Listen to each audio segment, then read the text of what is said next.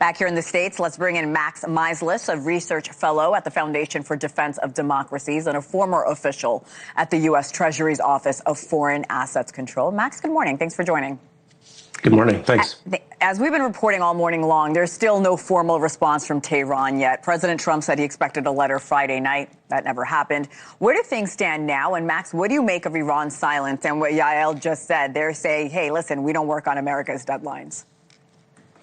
Yeah, I think that the reality of the fact is that Iran thinks it has a lot more leverage over the United States than it really could. The reality here is that the United States hasn't applied all of the pressure that it could against Iran and its enablers, which I think is supporting the regime's current posture towards the United States in this negotiation period. The ceasefire may still technically be in place, but there's clearly a lot of threatening and military posturing, and that's happening on both sides. Max, do you think this feels more like a genuine diplomatic opening or simply a pause before we see further escalation in this area? I think it's all going to come down to what the teams are able to negotiate, right? We have this current, supposedly a one-page memorandum with several bullet points coming from the United States. We're waiting for a response from the Iranians. The reality here is that the United States needs to be more aggressive when we're actually talking about what the Iranians need to give up, right? We need to be pushing forward our narrative as we have earlier in the campaign, but it seems like it might have been moving away from this goalpost of ensuring that Iran is not able to have any enrichment capability. We need to ensure that the Iranians do not have any ability to reconstitute their ballistic missile program and engage in terror financing with their proxy networks across the Middle East. And so, I think that's going to be a hard bargain that the Iranians won't be willing to accept. But it's on the Trump administration to ensure that the regime is compelled to actually accept those terms, and the only way to do so is to apply more pressure. What would more pressure look like, Max? So, my background is in economic statecraft and illicit finance. And so I think that when we talk about this campaign of Operation Economic Fury, right, as the parallel to Epic Fury, there's a lot more that the United States could be doing to target third-party enablers of the Iranian regime. There's really no more important enabler to Iran than China. And while it's true that the United States has stepped up some of its pressure in terms of sanctions on various Chinese entities, the reality here is that we just don't see the United States actually applying sanctions or other forms of coercive economic statecraft against the Chinese financial institutions that are enabling all of this malign activity. And so the United States certainly could do more there by targeting Chinese entities in the financial space that are responsible for moving those financial flows. And of course, the meeting between China's leader and President Trump is in just a few days, so we'll keep an eye on that. Going back to the economy, the U.S. naval blockade and, of course, those economic pressure campaigns that you and I have been talking about against Iran, it's been going on for weeks, 71 days. The Trump administration insists that Tehran is under enormous strain. Realistically here, how long could the Iranian regime withstand this kind of pressure before it fundamentally starts impacting its ability to govern? So here we're talking about estimates with respect to the regime's ability to continue pumping out oil without potentially having shut-ins with various wells and oil-related infrastructure.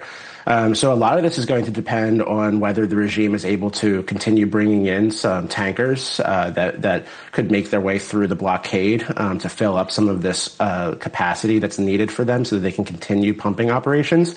The blockade has been relatively effective in this regard, actually ensuring that tankers aren't able to come through. But the United States could be a bit more active, I think, in ensuring that those tankers aren't able to actually provide additional capacity for the regime. And so in terms of the timing, though, there's various estimates out there that show we could be talking about a matter of days or it could be a matter of weeks. And so I think that when we think about the economy and the global implications here, the United States is largely insulated from a lot of these macroeconomic pressures that are impacting the global economy. But we have allies and partners in Europe and Asia that are feeling the brunt of the impact with respect to jet fuel and diesel. You recently spoke about what you described as Iran's supreme leader, Mojtaba Khamenei's global corruption, the network of power and money currently surrounding the Iranian regime. When Americans hear of this corruption, Max, what do they need to understand about how Khamenei not only thinks, but governs and ultimately maintains power? So we have long thought about the Iranian regime as a theocracy, right? This religious cult operating at the top of a government. But it's important for everyone to understand that this is also a kleptocracy. So like how we think about the leadership in Russia, right? With patronage networks and oligarchs, preferred contracts going to party supporters and leadership regime elites. And so there's really no one that sits more at the top of that than the current supreme leader, who is the son of the former supreme leader. And so, Mojtaba Khomeini sits at the top of an empire with hundreds of millions of dollars in luxury assets. There's a lot of really good investigative reporting that's been put out in recent months targeting his financial flows in European capitals. There's a lot of properties that exist in the UK. And so what people need to understand is that the corruption that sustains all of these operations, it's vital that we actually combat these challenges. And so this is as much a kinetic fight, right, bringing the battle to the enemy in terms of missiles, but we also need to take it financially and go after all of the money laundering and the opacity and the shell companies that enable the regime's malign influence. Follow that money trail. Let's shift gears here a bit, Max. I want to go back to what you and I were talking about with China a few moments ago. Like we mentioned, the president's meeting with China's Xi Jinping is next week. You say U.S. sanctions on refineries tied to Iranian oil is affecting how China is doing business right now. Tell me more about that, and how worried is China about its banks being sanctioned by the United States? So I think this is one of the most fascinating things to actually come about economically with respect to America's application of sanctions during the course of this campaign. The United States has targeted several entities linked to China's refining capacity of Iranian crude oil. It did several of these measures before Operation Epic Fury began, but we've seen some of this happen during the course of the war as well. And so what China has actually done is it invoked its anti-sanctions law for the first time, which essentially prohibits firms from complying with U.S. sanctions targeting these Chinese refineries that have been implicated by the United States as supporting Iran. And so that's a major provocative act of defiance by the Chinese ahead of the summit.